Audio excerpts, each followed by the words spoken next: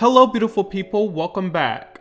Today I want to give my thoughts on some albums that I might have been a bit more receptive to when they first came out, but ultimately I don't feel aged well in the end. Opinions change all the time, but generally I do think most times after you have consumed an album a few times, you can accurately decide if you like or dislike an album in the end or not. But that's not always the case. So without further ado, here are some albums that went in one ear and right out the other, or left a bad impression, or just doesn't sound as good to me that they did at the time of release. I want to give a disclaimer to the deranged stans that are going to come after me and say, I've enjoyed music from all these artists, I'm fans of some of their albums, and some of the artists themselves that I'm going to talk about.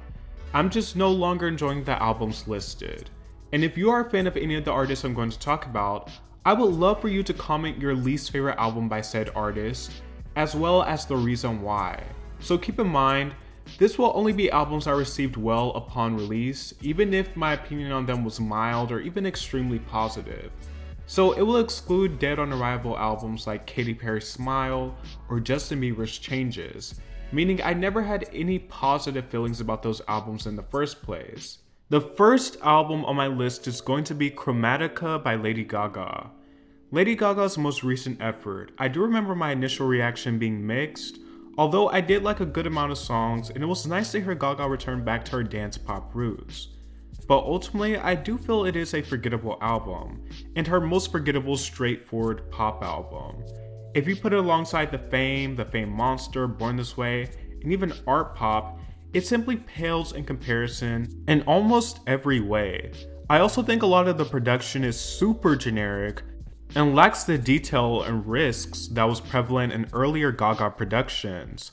I feel most of the album is the type of music you'd hear while shopping at the mall and wouldn't make a second thought about it. It's background music. And given Lady Gaga's grandiosity, the worst thing she can do is something forgettable. Still, songs like 911 and Fun Tonight are salvageable and good songs. My next one on the list is going to be Reputation by Taylor Swift. I remember being intrigued with this album because of its darker sonic nature, but in hindsight, I find the album to be whiny, empty, and dated upon release with a handful of cringe moments, from the spoken word in Look What You Made Me Do, the forced slap on This Is Why We Can't Have Nice Things, to the rapping on Ready For It. It's an album that caught on to the EDM and sonic trends of the time period about 3 years late. I don't think the production is the best, and it has some duds like Gorgeous, So It Goes, and the Hosier Take Me to Church ripoff, Don't Blame Me. But the thing about a mid-Taylor Swift album is you'll likely always find a great song or two. Delicate is a nice breezy song, and Getaway Car is not only Reputation's crowning jewel, it's his only gem. Harry Styles by Harry Styles. Harry's debut is one that feels undercooked. It's not terrible, but it's just an album that feels completely obsolete now that Fine Line and Harry's House are in his discography. I think it just shows how much debut lacks in the end. Positions by Ariana Grande. My initial reaction to Positions was mixed, but it now takes the cake for my absolute least favorite Ariana Grande record, and the weakest of her Sweetener trilogy. The production is stale, the hooks don't stick, and it sounds like an album that wasn't fleshed out. It's certainly a step back from her more adventurous and personal work on Sweetener and Thank You Next. And while some of Ariana Grande's lyrics didn't land on this album, there are a few highlights such as My Hair. But ultimately, if I never heard this album again or anything from it, I would not care at all. I also feel like some of the sonic direction and production is adjacent to Justin Bieber's Changes. Like for instance, the production on the title track sounds straight from the Bieber library. The Weeknd, Beauty Behind the Madness. Beauty Behind the Madness has some of The Weeknd's best and well-crafted singles, like the iconic Michael Jackson cosplay Can't Feel My Face, and the brooding pop R&B juggernaut The Hills. But I do think some of The Weeknd's uniqueness is lost in this album. It's a mixed bag, and even his mixtapes prior to this album have aged much better than a lot of tracks on this album. Rare, Selena Gomez. Terrible album cover, and a lot of boring and forgettable tracks. Now I actually don't think this album is bad at all, but in hindsight it feels like something dropped to promote and go along with Selena's Rare beauty brand.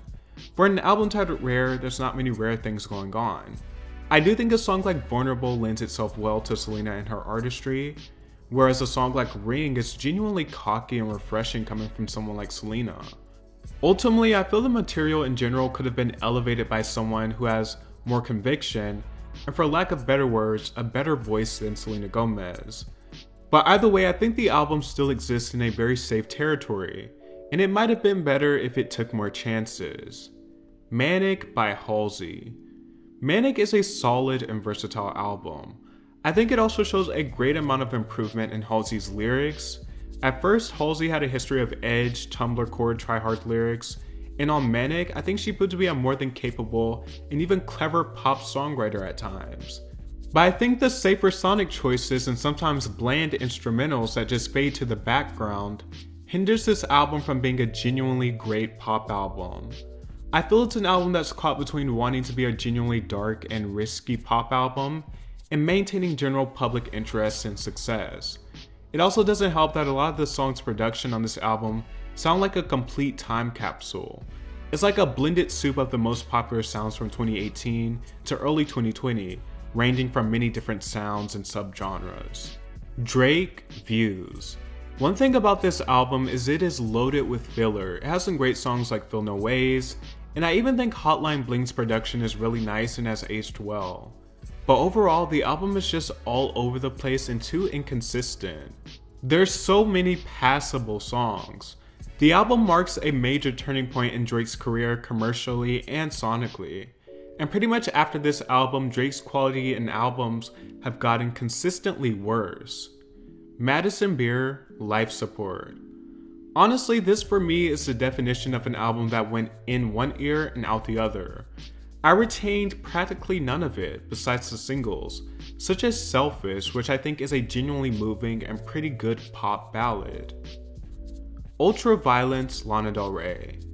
This is an album that was once my absolute favorite Lana Del Rey album, and it still has songs I go back to and songs I consider her best work, such as West Coast and the title track.